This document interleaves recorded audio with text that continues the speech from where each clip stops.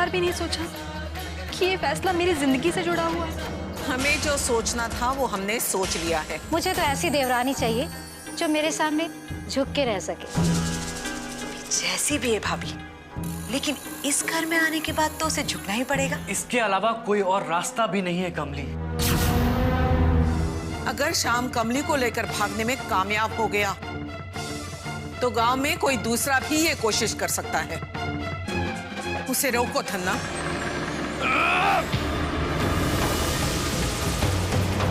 इसे यहाँ लेकर क्यों आए हो? आपको अपनी भाई की हालत दिखाने के लिए आया हूं। इसके शरीर से यह बहता हुआ खून दिखाने के लिए आया हूं।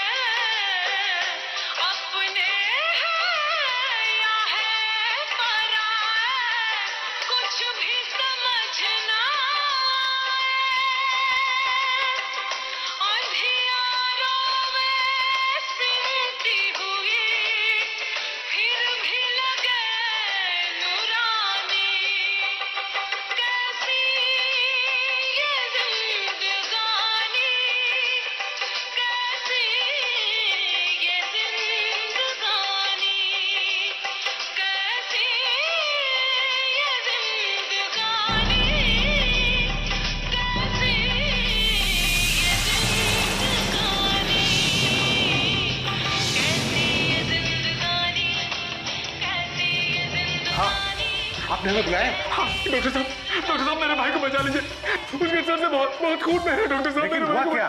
डॉक्टर साहब वो सब बात बताएंगे। मेरे भाई को बचा लीजिए। हाँ। ठीक है, आप लोग यहीं पे ठहरिए, मैं देखता हूँ। हाँ, हाँ डॉक्टर।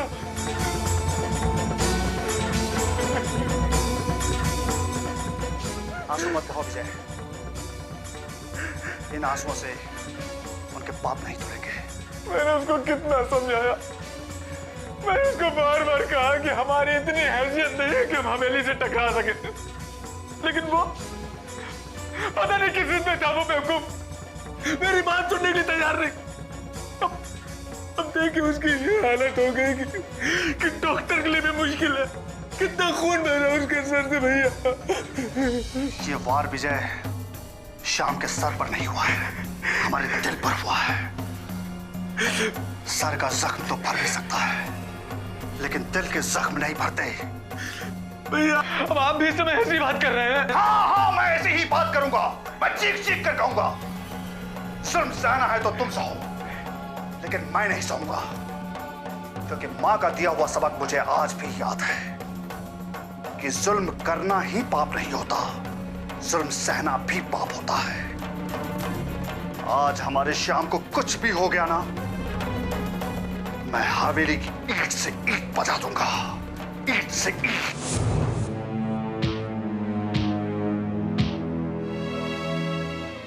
क्या हुआ बेटी? हैं? ना तो कुछ खाती है ना कुछ पीती है। होश में आ बेटी, होश में आ। अब तेरा मैं क्या करूं बेटा? हे भगवान, अब तू ही कोई रास्ता दिखा।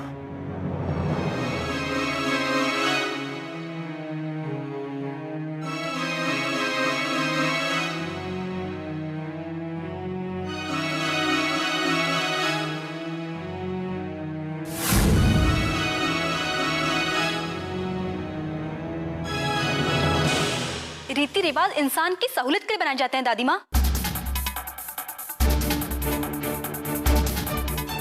ना कि इंसान रीति रिवाज के लिए।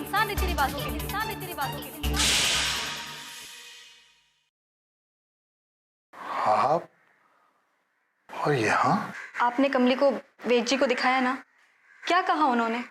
वो तो कहते हैं कि इसे सदमा लग गया है, उसी सदमे का इसके दिमाग पर गहरा असर हुआ है। देखिए ना ये मेरी बात सुनती है, ना कुछ समझती है, ना कुछ खाती है ना पीती है, बस एक टक देखे जा रही है।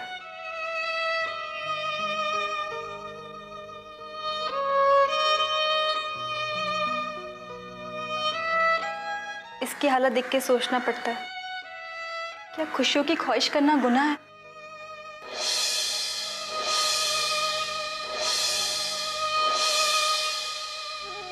क्या अपनी जिंदगी को संवारने के सपने देखना गलत है? लेकिन आप भी तो हमेशा इसके सपने को गलत ही कहते रहे।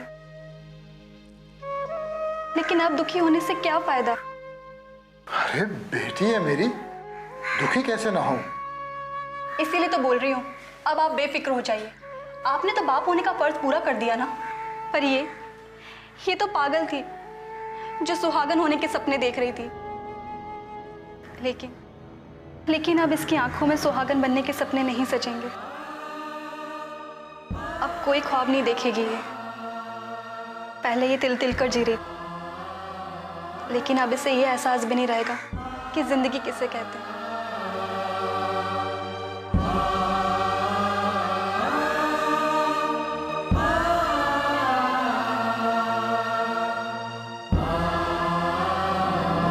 को संभालने की हर कोशिश नाकाम हो रही है।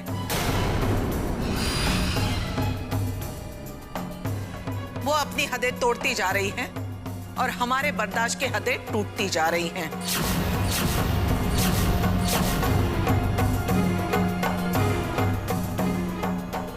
नहीं माँ जी, वो नहीं समझने वाली। आज हमारे सामने खड़े होकर बात करने की कोई हिम्मत नहीं करता, पर वसुंधरा हमारे सामने खड़े होकर सवाल उठाया करती है। हम नहीं चाहते कि वो दिन भी आए जब हम गद्दी पर बैठकर अपनी ही पोती के खिलाफ सजा सुनाएं। वसुंधरा जो रास्ते पे चल रही है ना माँ, मुझे नहीं लगता वो दिन भी दूर है। नहीं माँ जी, वो दिन ना आए, इसलिए हमने फैसला किया है कि जल्द से जल्द उसकी शादी करके उसे इस घर से, इस गांव से विदा किया जाए, ताकि हमारी जिम्मेदारियां निभ जाए और वो इस गद्दी के न्याय के कहर से बच जाए। लेकिन माँ, आपको क्या लगता है वसुंधरा शादी के लिए तैयार हो जाएगी? उसे तैयार करना होगा। हरगिज़ नहीं दादी माँ।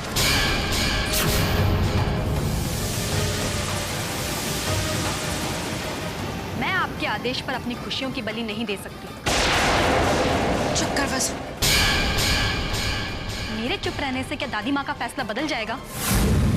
एक बार इरादा करने के बाद हम बदलते नहीं। आज तक इस गांव में और इस घर में वही होता आ रहा है जो हमने चाहा है, और हमारी जुबान से निकली हुई बात पत्थर की लकीर हुआ करती है। पत्थर चाहे टूट जाए, लकीर नहीं मिटती। आप मुझे मजबूर नहीं कर पाएंगे।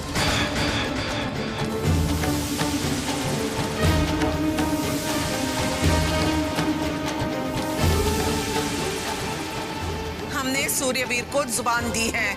जुबान देने से पहले काश आपने एक बार हमसे पूछ लिया होता। नहीं, लेकिन आपको तो हुक्म चलाने की आदत है, और इसलिए इस बार आपकी जुबान झूठी होनी ही चाहिए। तब अगली बार आप इतना बड़ा फैसला लेने से पहले शायद घर में चर्चा करना जरूरी समझेंगी। वसुंधरा! माफ कीजिएगा दादी माँ, मैं आपकी गद्दी नहीं कि जिस पर बैठकर आप जो जी में आए वो फैसला कर सके, और ना ही मैं आपकी जागीर हूँ कि जिसे चाहे आप उसे सौंप सके। मैं एक जीती जागती लड़की हूँ जिसका अपना सपना है, जो अपनी जिंदगी अपने तौर तरीके से जीना चाहती है, जो अपना अच्छा बुरा समझ सकती है। आप मुझे दरवाजे पे बंदी गाय समझकर जिस खूंटे पे बांध देंगी, मैं उसमें बन जाऊं, ये कभी मत समझना।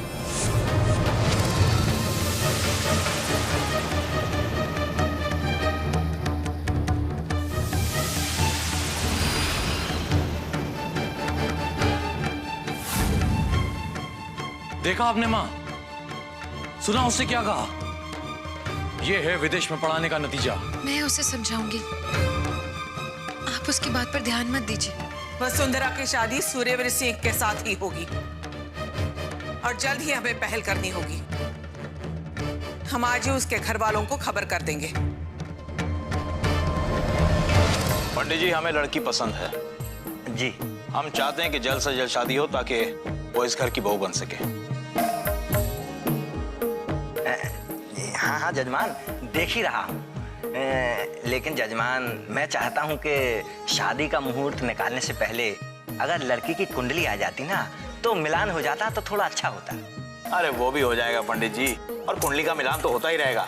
भाई सबसे पहले दिल का मिलना जरूरी है, और हमारे लिए बहुत गर्व की बात है कि उस घराने की बेटी हमारे घर की बहू बन रही है, जिनका उस गांव की गद्दी पर अधिकार रहा है। उस गांव की गद्दी पर चाहे उनका अधिकार हो, पर इससे हमें क्या? हमें तो घर में रहने वाली बहू चाहिए। भाई इस बात के लिए आप परेशान क्यों हो रही हैं? जिस बात पर आप गर्व कर रहे हैं ना, अगर वो गर्व वो घर में दिखाने लगी तो बहुत मुश्किल हो जाएगी। नहीं नहीं भाभी, मैं ऐसा कभी नहीं होने दूंगा। पंडित जी आप मुहूर्त देखिए। हाँ हाँ जजमान, मुहूर्त ही देख रहा हूँ। आने वाली 18 तारीख को है, और ये अपना 24 तारीख को है, और उसके बाद 27 तारीख का मुहूर्त है। उसके आगे अगर आप कहें तो। नहीं नहीं पंडित जी, हम देर नहीं करना चाहते, शादी इन्हीं मुहूर्तों पे होगी। क्यों सूर्यवीर, ठीक है ना? दादाजी, मुझे इस घर से, इस गांव से हटाने की कोशिश की जा रही है, इसीलिए कि मैं बेटी हूँ। वो तुम्हें इस घर से हटाना चाहती है, लेकिन ये भी तो सच है ना बेटा कि लड़कियों को एक ना एक दिन अपना घर छोड़कर जाना ही पड़ता है। दादी माँ की ये कोशिश है मैं कभी कामयाब नहीं होने दूंगी। दादी माँ ने श्याम को मारने की कोशिश की, लेकिन भगवान का शुक्र है कि श्याम की जान बच गई। शायद भगवान भी यही चाहता है कि श्याम कमली का सहारा बने। श्याम और कमली का चाहे जो भी हो, तुम्हें इस मामले में बोलने की क्या जरूरत थी? क्यों इस घर में सबकी दुश्मन बनना चाहती हो? माँ, बात दोस्ती और दुश्मनी की नहीं है, बात सच्चाई और अच्छाई की है। आप क्या चाहती हैं कि मैं बुराई का साथ दूं? नहीं माँ, मैं ऐसा हरगिज नहीं करूंगी। और दादी माँ से कह दीजिएगा, उनकी हर कोशिश नाकाम रहेगी। मैं ये शादी हरगिज नहीं करूंगी।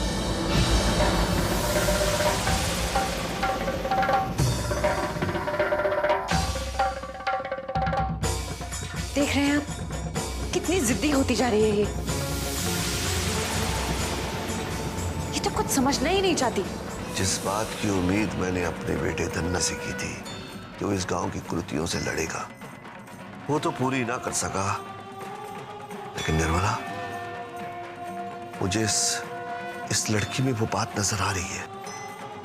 ये लड़की अकेली इस गांव की काया पलट कर देगी। ये क्या कह रहे हैं आप? ठीक कह रहा हूं बेटा।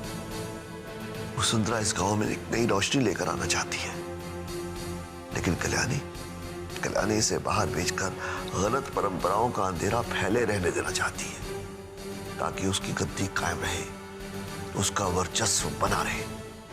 लेकिन मुझे लगता है कि वसुंधरा की कोशिशों से वो दिन जल्द आएगा कि कोई किसी की खुशियों का सौदागर नहीं बन सकेगा। दौर बदल चुका है,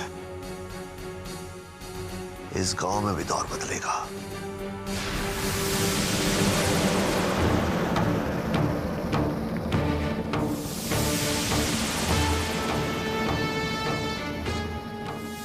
हमने सूर्यवीर को जुबान दी है। जुबान देने से पहले काश आपने एक बार हमसे पूछ लिया होता। नहीं, लेकिन आपको तो हुक्म चलाने की आदत है, और इसलिए इस बार आपकी जुबान झूठी होनी ही चाहिए। तब अगली बार आप इतना बड़ा फैसला लेने से पहले शायद घर में चर्चा करना जरूरी समझेंगी। माफ कीजिएगा दादी माँ, मैं आपकी गद्दी नहीं कि जिस पर बैठकर आप जो जी में आए वो फैसला कर सकें, और ना ही मैं आपकी जागीर हूं कि जिसे चाहें आप उसे सौंप सकें। आप मुझे दरवाजे पे बंदी गाय समझकर जिस खूंटे पे बांध देंगी, मैं उसमें बन जाऊं, ये कभी मत समझना।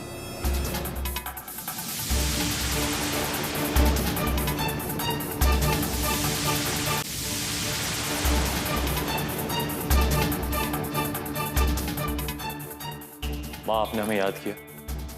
हाँ धन्ना, हम उलझ कर रह गए हैं, पता नहीं चल रहा है कि क्या करें। मामला खत्म होते होते भी खत्म नहीं हुआ। श्याम की जान बच गई, वो जिंदा है। जानते हैं हम, नीरज यहाँ आया था शाम को जख्मी हालत में लेकर। क्या नीरज यहाँ पर आया था? हाँ, हमने उसे कहा कि यहाँ आकर चिल्लाने से अच्छा है उसे कहीं हकीम वैद्य के पास ले जाओ। हाँ, उसे डॉक्टर के पास ही ले गया था, लेकिन डॉक्टर ने उसे कह दिया कि इस वक्त शाम बेहोश है और कब तक होश में आएगा वो कुछ बता नहीं सकता। और कमली का भी कुछ ऐसा ही हाल है। लेकिन नीरज ने यहां आकर आपसे जो गुस्ताखी की, मैं उसे छोड़ूंगा नहीं। जाने दो धन्ना, नीरज को मौका मिलते ही देख लेना। दरअसल हमने तुम्हें यहाँ इसलिए बुलाया है कि हमें वसुंधरा के विवाह की चिंता हो रही है। सूर्यवीर सिंह के यहाँ से खबर आई है, वो लोग इसी महीने शादी का मुहूर्त रखना चाहते हैं। और आप चाहते हैं कि हम पंडित को बुलाकर सही मुहूर्त निकलवा लें? नहीं धन्ना, किसी मुहूर्त की, किसी पंडित की जरूरत नहीं है। हमारी चिंता कुछ और ही है। माँ, आपकी चिंता यही है ना? अगर उन लोगों ने हाँ कर दी तो हम वसुंधरा को कैसे मनाएंगे? उसे तैयार करने के और रास्ते निकालने होंगे धन्ना। उसके इनकार की एक नहीं कई वजह हैं। इनकार ना ही बर्दाश्त किया जाएगा और ना ही मंजूर होगा। आप बिल्कुल ठीक कहती माँ। क्योंकि इनकार का मतलब होगा